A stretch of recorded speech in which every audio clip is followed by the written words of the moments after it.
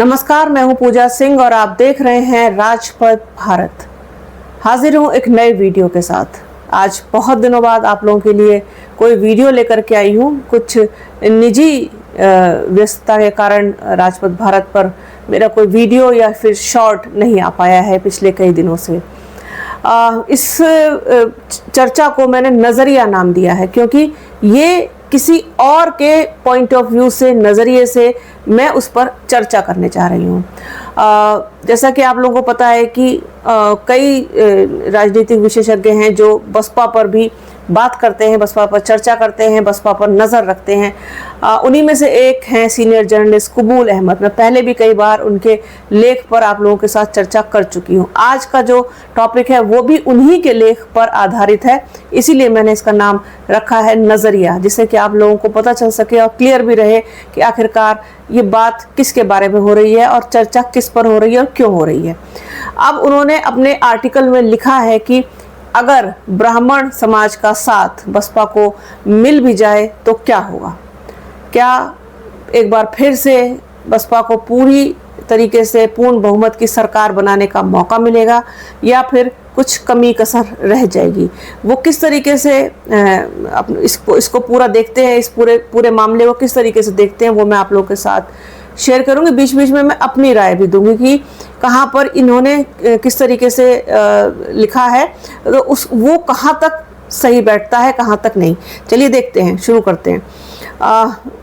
उत्तर प्रदेश में मायावती ने साल 2007 में ब्राह्मण वोटों को साध कर पूर्ण बहुमत के साथ सरकार बनाई थी। 20 साल के बाद फिर से मायावती ब्राह्मणों के सहारे यूपी की चुनावी बाजी जीतना चाहती हैं, लेकिन 2007 से 2027 की सियासी राह काफ़ी अलग है। ऐसे में ब्राह्मणों का दिल जीतना कितना मुश्किल है, इस पर बात करेंगे। उत्तर प्रदेश में एक के बाद एक चुनावी शिकस्त खा रही बसपा के लिए 2027 का विधानसभा चुनाव करो या मरो की स्थिति का है। ऐसे में बसपा प्रमुख मायावती ने एक बार फिर से अपने पुराने हिट फॉर्मूले ब्राह्मण कार्ड को खेला है। ब्राह्मणों के सहारे बसपा 2007 में बहुमत के साथ सरकार बना पाई थी। मायावती ने इसी संडे को एक पार्टी नेताओं की बैठक में बसपा सरकार में ब्राह्मणों को दी गई हिस्सेदारी को याद दिलाते हुए उन्हें साधने का दांव चला। 24 तारीख को जो मीटिंग थी उसमें बसपा सुप्रीमो मायावती ने कहा कि भाई ब्राह्मणों की हिस्सेदारी भी बढ़नी चाहिए। ये साफ तौर पर उनका कहना था। मायावती ने बसपा कार्यकर्ताओं को ये संदेश ऐसे समय दिया है जब यूपी विधानसभा चुनाव की सियासी हलचल तेज है। ब्राह्मण समाज के तबके में बीजेपी सरकार को लेकर नाराजगी की बात उठ रही है। मायावती ब्राह्मण समाज के साथ 2027 का सामाजिक और सियासी समीकरण तैयार करना चाहती हैं, लेकिन राजनीतिक फॉर्मूला काट की हांडी की तरह होता है जो बार बार नहीं चढ़ती। बात तो इन्होंने काफ़ी हद तक ठीक लिखी है, क्योंकि 2007 से लेकर के और 2027 में तकरीबन 20 साल का अंतर हो चुका है। तकरीबन क्या हो ही चुका है। अब इन 20 सालों में राजनीति की परिभाषा बदल गई है। जिस तरीके की राजनीति का पैटर्न भारतीय जनता पार्टी ने लागू किया है, लेकर के आई है, वो उस फॉर्मूले पर तो इस वक्त कोई भी पार्टी सटीक नहीं बैठती जिस तरीके की राजनीति वो करते हैं। ये बात मैं अपनी तमाम वीडियोस में, अगर आप पुराने, जब से राजपथ भारत पर मैंने वीडियो करना शुरू किया या फिर मैं बुलंद आवाज पर भी वीडियो करती हूँ, तो मैंने इस चीज़ को बराबर बोला है, लगातार बोला है कि राजनीति की परिपाटी बदल दी है भारतीय जनता पार्टी ने। सारे समीकरण से लेकर के हर चीज़, राजनीति का पैटर्न, राजनीति की परिभाषा, राजनीति किस तरीके से होनी चाहिए। आप ही सोच लीजिए कि नगर निगम के चुनाव तक में भी उनके गृह मंत्री क्या, प्रधानमंत्री क्या, सब लोग उतरते हैं। तो उन्होंने, मतलब ये बात तो कहीं ना कहीं मुझे पॉजिटिव लगती है कि ज़मीन पर उतरना सिखा दिया।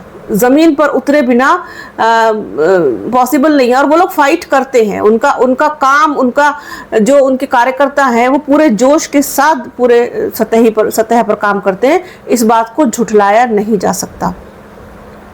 अब ये लिख रहे हैं आगे कि सवाल इसलिए उठता है कि 2027 में 2007 का फॉर्मूला काम करेगा। 20 साल में उत्तर प्रदेश की सियासी परिस्थितियां बदल चुकी हैं। 2007 की तरह ना तो अब समय है और ना ही बसपा मजबूत बची है। ऐसे में ब्राह्मणों का आशीर्वाद पाकर भी सत्ता के सिंहासन तक पहुंचना मुश्किल है। उत्तर प्रदेश में अगले साल होने वाले विधानसभा चुनाव की तैयारी के मद्देनजर बसपा प्रमुख मायावती ने 24 तारीख को माल एवेन्यू में पार्टी कार्यालयों में कार्यकर्ताओं के साथ बैठक में कहा कि बसपा सरकार में ही ब्राह्मणों, कमजोरों, उपेक्षित तबकों की सुरक्षा और हिस्सेदारी संभव है।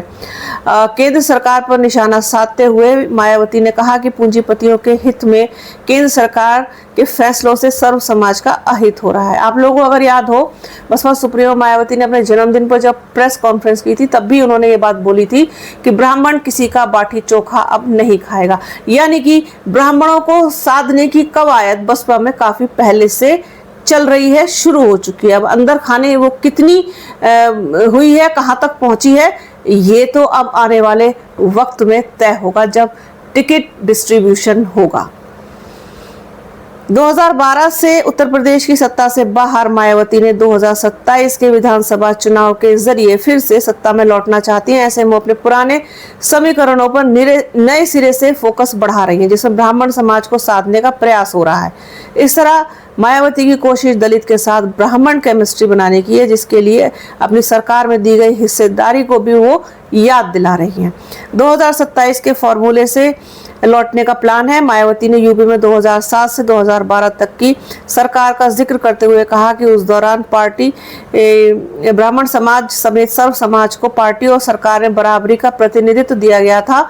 उससे साबित होता है कि ब्राह्मण और सर्व समाज का हित बसपा में ही सुरक्षित है। उन्होंने कहा कि बसपा का मूल उद्देश्य सामाजिक परिवर्तन और आर्थिक मुक्ति, जिसमें किसी एक का नहीं बल्कि हर वर्ग की भागीदारी सुनिश्चित होती है।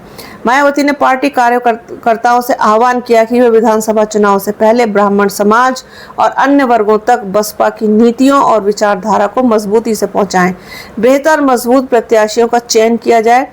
इसके अलावा टिकट बंटवारे में अतिरिक्त सावधानी बरती जाए। मायावती ने बूथ स्तर तक संगठन मजबूत करने पर बल दिया। यूपी में 5वीं बार सरकार बनाने के मिशन पर फोकस करने को कहा। बसपा प्रमुख ने कहा कि हमको फिर 2007 वाला माहौल तैयार करना है कि यूपी की जनता फिर बसपा और आयरन लेडी नेतृत्व पर भरोसा करे।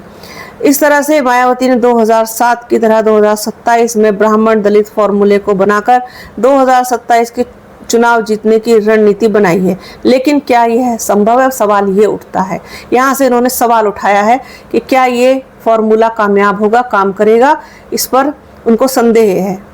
बता दें कि 2 दशक पहले 2007 में बसपा जब पूर्ण बहुमत के साथ सत्ता में आई थी तो उस समय बीजेपी और संघ ग्रामीण इलाकों में मजबूत नहीं थे। लेकिन 2014 के लोकसभा चुनाव के बाद से बीजेपी और संघ ग्रामीण क्षेत्रों में भी मजबूत हुआ है। लिहाजा बीजेपी को टक्कर देना इतना आसान नहीं, क्योंकि बीजेपी ना तो मंदिर का मुद्दा छोड़ा और न ही हिंदुत्व का। 2007 में बीजेपी कमजोर हो गई थी और सपा मजबूत विकल्प नहीं थी, जिसके चलते ब्राह्मणों की बसपा पहली पसंद बनी थी। राजनीतिक विश्लेषक कहते हैं कि ब्राह्मण हमेशा उसके साथ होता है जिसकी जीतने की संभावना दिखती है। 2007 के चुनाव से पहले मुलायम सिंह के खिलाफ प्रदेश में माहौल बन गया था। बसपा ही सपा का विकल्प दिख रही थी। ऐसे में ब्राह्मण समुदाय ने बसपा को वोट दिया। ऐसा नहीं है कि ब्राह्मणों के वोट से बसपा की सरकार बनी थी, लेकिन इस समुदाय ने ऐसा माहौल कायम कर दिया कि सरकार जो है वो बसपा की बनी, माहौल बना दिया। मतलब ये बात तो सच है कि खाली ब्राह्मणों के वोट से तो कुछ नहीं होने वाला है। ब्राह्मण है कितने %, लेकिन जिनके साथ भी वो जाते हैं तो अपने साथ दूसरे और बिरादरियों को लेकर के जाते हैं। ये बात जो है सच है, और इस बात को हमारे एडिटर सर ने भी कई बार कहा है। आप लोगों को याद होगा कि ब्राह्मण समाज अपने साथ कई और समाज को जोड़ करके आगे बढ़ता है, उसका फायदा मिलता है। अदरवाइज जो जबरदस्त बम्पर वोट है वो मिलना बहुत जरूरी। जैसे भाजपा को ओबीसी का बहुत बम्पर वोट मिलता है, ठीक है, उनको मुस्लिम वोट की भी कोई जरूरत नहीं है और उनको किसी और उसकी भी इतनी जरूरत नहीं है। ओबीसी के साथ साथ सवर्ण समाज और कुछ जो नॉन जाट ऑफ दलित समाज है वो भी कुछ सालों से बीजेपी के साथ जा रहा है, लेकिन सबसे बड़ी ताकत बीजेपी की ओबीसी वोट बैंक है। इसी तरीके से समाजवादी पार्टी की जो रीढ़ की हड्डी है वो मुस्लिम समाज है। मुस्लिम वोट बैंक के ही भरोसे पर उन्होंने हर बार अपनी मजबूत उपस्थिति दर्ज कराई है।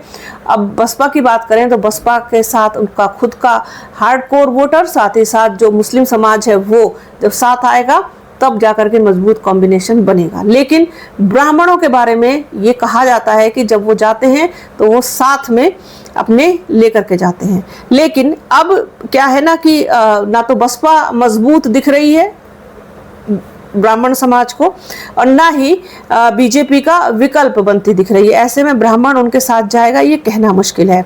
किसी समुदाय विशेष की राजनीति करने के लिए ये जरूरी है कि उस समुदाय के बड़े चेहरे आपका झंडा उठाएं। बसपा में ब्राह्मण नेताओं की भारी कमी है।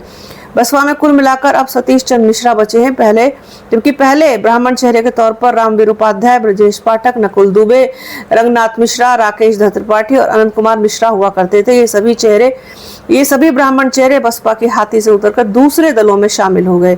ऐसे में ब्राह्मण मतदाता कैसे एकाएक बसपा के पक्ष में गोलबंद हो जाएंगे, ये सबसे बड़ा सवाल है। मायावती ने 2022 के चुनाव में ब्राह्मणों पर भी सियासी दांव खेला था, सोशल इंजीनियरिंग का उदाहरण दिया था। ब्राह्मण वोटों को जोड़ने के लिए उस समय तमाम ब्राह्मण सम्मेलन किए गए। सतीश चंद्र मिश्रा पूरे राज्य में प्रबुद्ध वर्ग सम्मेलन कर सियासी माहौल बनाने की कोशिश की थी। बसपा ने 74 ब्राह्मण कैंडिडेट भी उतारे थे, लेकिन 2022 में बसपा का ब्राह्मण दांव बुरी तरीके से प्रभावित हुआ, बल्कि फेल साबित हुआ और पार्टी केवल एक सीट पर सिमट कर रह गई। 2007 में ब्राह्मणों के पास बीजेपी का कोई मजबूत विकल्प नहीं था, लेकिन 2022 तक आते आते केंद्र में नरेंद्र मोदी और उत्तर प्रदेश में योगी आदित्यनाथ के चेहरे के साथ भाजपा का वैचारिक ढांचागत आधार बहुत मजबूत हो चुका था। राम मंदिर निर्माण, काशी विश्वनाथ कॉरिडोर और कड़े कानून व्यवस्था के नैरेटिव ने ब्राह्मण मतदाताओं को वैचारिक रूप से भाजपा के साथ पूरी तरह जोड़ कर रखा था। CSDS के आंकड़ों के मुताबिक 2022 में 89% ब्राह्मण एक मुश्त बीजेपी के साथ थे। उन्होंने एक मुश्त होकर के बीजेपी को वोट दिया था। मायावती का दावा है कि 13% ब्राह्मण और 23% मिल जाए तो बीजेपी सरकार पलट जाएगी और बसपा की सरकार बन सकती है। पहली बात तो ये कि यूपी में ब्राह्मणों की आबादी 13% नहीं बल्कि 8 से 10% है। बसपा का दलित वोट बैंक अब पहले की तरह मजबूत नहीं रहा।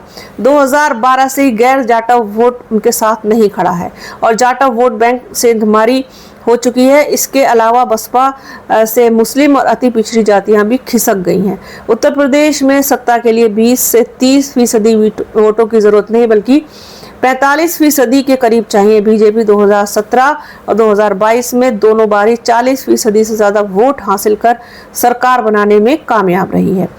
मायावती की कोशिशों से ब्राह्मण वोट जुड़ भी जाता है तो सत्ता की राह आसान नहीं रहने वाली है, क्योंकि गैर जाटव, दलित, अति पिछड़ी जातियां और मुस्लिम वोट कैसे साथ आएंगे। इनके बिना आए ब्राह्मणों का भी आना मुश्किल है। ये कबूल अहमद सीनियर जर्नलिस्ट, ये उनका लेख था पूरा जो मैंने आप लोगों के साथ चर्चा की। काफ़ी हद तक इनकी जो बातें हैं जो इन्होंने लिखी हैं, जो फैक्ट्स इन्होंने लिखे हैं सही हैं, लेकिन सत्ता का समीकरण कब बदल जाए कुछ नहीं कहा जा सकता। सत्ता की जो चीज़ें हैं, जो सारी चीज़ें हुई हैं पिछले कुछ सालों में बदली है, डेफिनेटली मैं उसके साथ एग्री करती हूँ कि 2007 जैसा माहौल तो अब नहीं है, क्योंकि उस तरीके का राजनीतिक परिप्रेक्ष्य ही नहीं है तो माहौल क्या होगा। जिस तरीके से भारतीय जनता पार्टी ने हर चुनाव बहुत दमदारी से लड़ा है, उसने सभी को मतलब उनके दलों से तोड़ दिया, छिटका दिया, बिखरा दिया और कुछ रही सही कसर समाजवादी पार्टी ने पूरी की थी। तो बसपा के लिए रहा तो मुश्किल है लेकिन नामुमकिन भी नहीं है।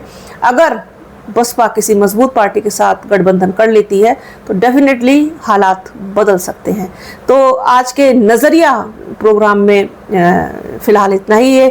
कैसा लगा आपको ये प्लीज़ कमेंट बॉक्स में ज़रूर बताइएगा और वीडियो को प्लीज़ पूरा देखिएगा, ज़्यादा से ज़्यादा शेयर कीजिएगा। बने रहिए हमारे चैनल के साथ। हमारे चैनल को लाइक, शेयर, सब्सक्राइब कीजिए। बेल आइकन घंटी जैसी आकृति भी दबा दीजिएगा, जिससे कि आने वाले वीडियो का नोटिफिकेशन आपको मिल सके। अपना और अपनों का बहुत ख्याल रखिए। जल्द मिलूंगी आपसे एक नए वीडियो में एक नए मुद्दे के साथ। तब तक के लिए जय हिंद।